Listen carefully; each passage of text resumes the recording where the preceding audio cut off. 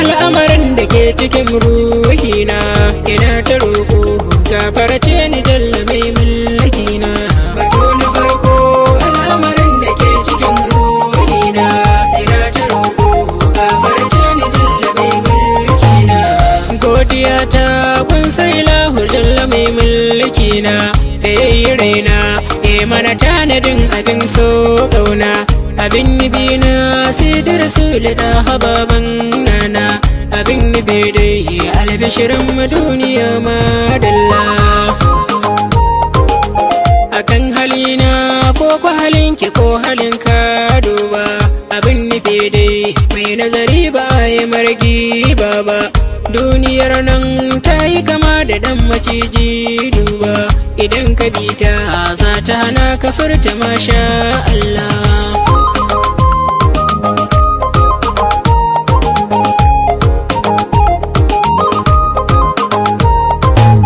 Ku bi ni sannu yanzu ba zan shigo da labarina na ba ku labarin yadda na raye ne cikin karnina abin nufi dai yadda muke ta dabdala dangina min ki Allah mun saki burukan mugun abdallah. Akwan atashi ya sa firgice cikin ruhinmu min ki junanmu ba ma san ɗayanmu ko sashinmu ilahu kenan wanda yake da dukkanin mulkinmu sare na Allah komai zane yau da masha Allah. Batu na farko al'amarin da ke cikin ruhina ina ta roƙo gafarce ni jalla mai mulkina. A lokacin ƙaranin tsoro firgici yana roɗewa da an ji gara za ka ga ɗan adam yana rugawa yana ta faman ceton ransa wanda bai ɗorewa. Mu zo ga Allah shine maganin mu insha Allah.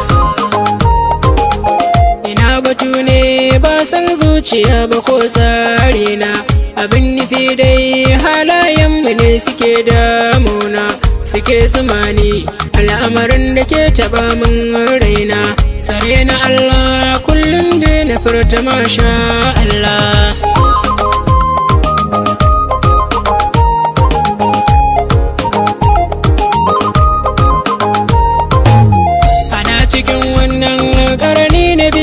Ta damu ilahu ya kwashe albarkar da ke cikin ɗakinmu fagen auma mu ke tauye launukan mudinmu akwan a tashi mun ga zakara kanmu sai dai Allah.